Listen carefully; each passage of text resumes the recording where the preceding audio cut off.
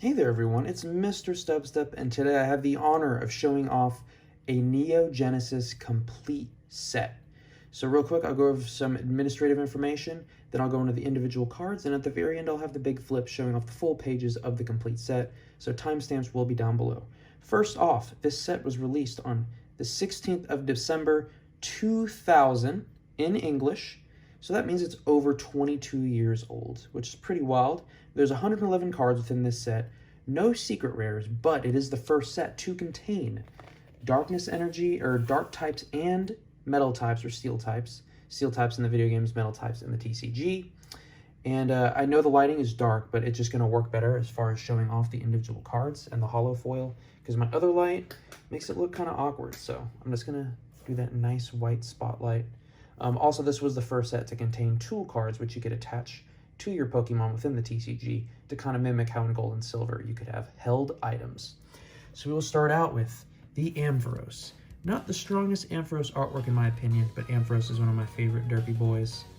We have the Azumarill. If you've done any raids in Scarlet and Violet, Azumarill has become very relevant with some of that huge power, but can also be a detriment because people just think it's easy win sometimes for Pokemon that you probably shouldn't be using it. Blossom. We have the two Feraligatr, so also introducing Generation 2 Pokemon, or the Johto region. Very nice artwork. And then this Feraligatr. Let me know which artwork you prefer. I actually prefer this one, but let me know which one you like. We have the Heracross, which has a ton of holo foil, including Pincers in the bottom left. We have Jumpluff with a ton of holo foil. We have the Kingdra. Always hated fighting this Pokemon because I feel like it resists everything. And we do have the Lugia. I think this was the main card holding me up from showing off this set, but I've had this set completed for a while. I'm just going through the progression of when I completed them. This card is pretty beat up, but it is a beauty, and it's so nice to have it in the collection. Go right into the Meganiums. I really like both of these Meganium artworks, but the second one is probably my favorite. This set also introduced baby Pokemon, which are very far and few between within the TCG, because they do make it kind of annoying as far as evolution and everything goes. So a lot of them actually go for a pretty penny.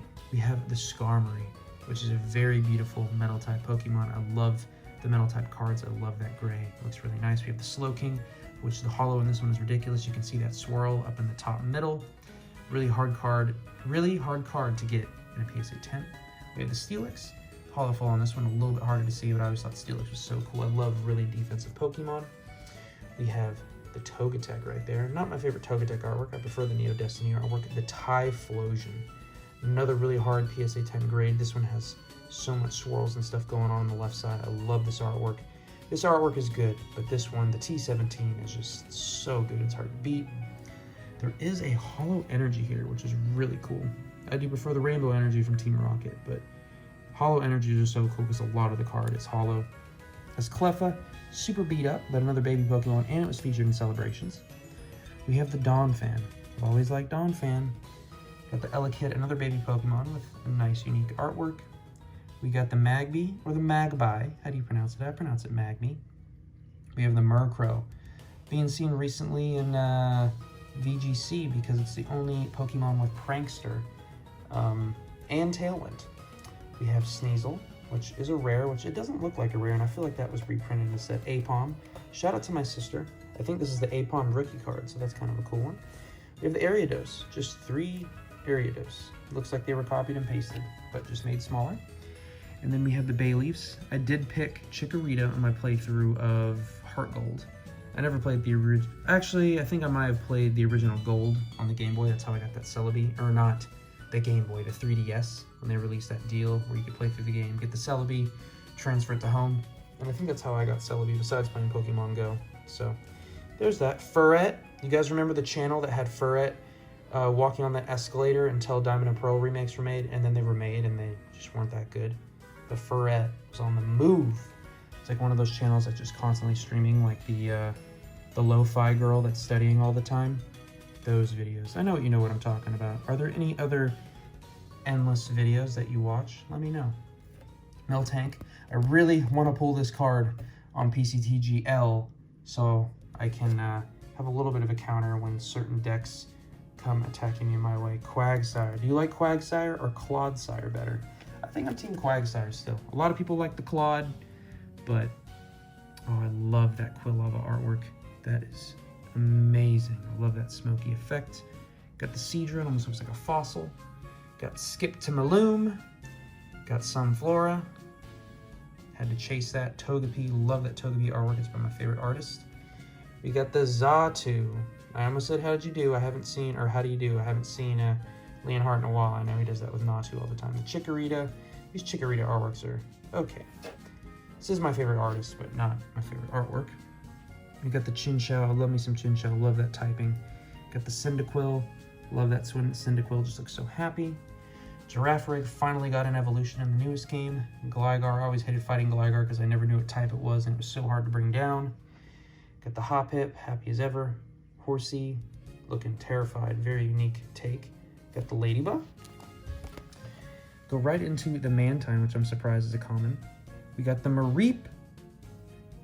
We have Meryl. And there's the Natu. Very nice Natu. We got Oddish, which is randomly in first edition. Sometimes the first edition will sneak into these sets somehow. We got the Onix when I was just going through random bulk. We got the Pikachu. I love this Pikachu artwork. Very nice artwork for Pikachu. Sentret. Really not the center of the photo, but still nice artwork. Shuckle. I don't know why Shuckle looks like Godzilla size in this photo. The Shuckle looks so gigantic, and I love Shuckle. We have Slowpoke, looking derpy, drooling a little bit, probably sleeping really well. I know when I sleep on my stomach, I always drool, so I have to sleep on my back or my side. Got Snubbull, Spinarak, Rack, Stantler. Stantler got an evolution.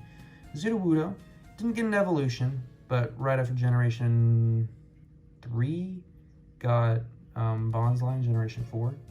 Got the Sunkern just chilling in a hat. Is Sunkern the weakest Pokemon? It might have the weakest stat total of all time, if I remember correctly. Which is pretty crazy to think about. You got the Totodile artworks, of course. A lot of rookie cards for these Gen 2. Got the Wooper. Whoop, there it is. And then we have a lot of trainer cards, because this is technically a base set for the Neo set. Got the Energy card. There is a Pokemon tool and Focus Band. Not bad. That's actually a really good card. We got Mary. I don't know if that Mary had a little lamb. We got Pokegear. Super Energy Removal. Got the Time Capsule. Look at that artwork, that rendering. Let's go. Bill's Teleporter. Got the Card Flip Game. Got the Gold Berry. I don't know, that doesn't look that appetizing. Miracle Berry. Looks slightly tastier, but still probably wouldn't eat it. Got the new Pokédex, and now that looks so old. We got Professor Elm holding a Cyndaquil, so cute. Got the Sprout Tower. If you had a Cyndaquil, you probably rampage there, which is amazing. Got the Super Scoop Up.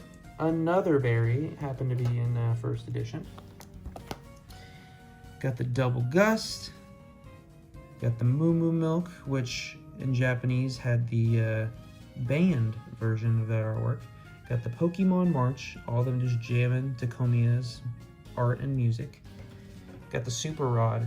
Is that a Wishy-Washy? What kind of fish is that? That does not look like a Pokemon. Then we have the Darkness Energy, which is a rare special energy card. Before this was basic energy. Got that Recycle Energy, and then all the rest of the basic energies. Randomly have that Fire in first edition. Got the Lightning, Psychic, and the Water to finish us up. And then I think, yeah, Neo Discovery is on the rest of that. All right, now we can show off these big page flips. Very beautiful set. Pretty attainable set. The set overall is pretty cheap besides the T17 and the Lugia. Those are the two priciest ones. But if you're willing to sacrifice a little bit on conditioning, because I knew I wasn't going to grade any of these and I didn't pull any of these, mega bangers growing up. So Neo Genesis was purely just, buying cards when I could at a good deal. But let me know what you thought. Let me know if this lightning was horrible, if this lighting was horrible or not. I think it looks slightly better, so you can see a little bit more of the hollow foil and focus on the card. And the biggest thing I was trying to avoid is the shadow, because the shadow just covers everything up. But let me know what you guys thought. Neo Genesis, really cool set to complete. Not as big as any of the sets we have nowadays, and not a ton of reverse hollows either. So overall, great set. Glad to have it complete. This binder has 2 complete sets now, which makes me happy. I want to thank y'all so much for watching, and I'll catch y'all in the next one.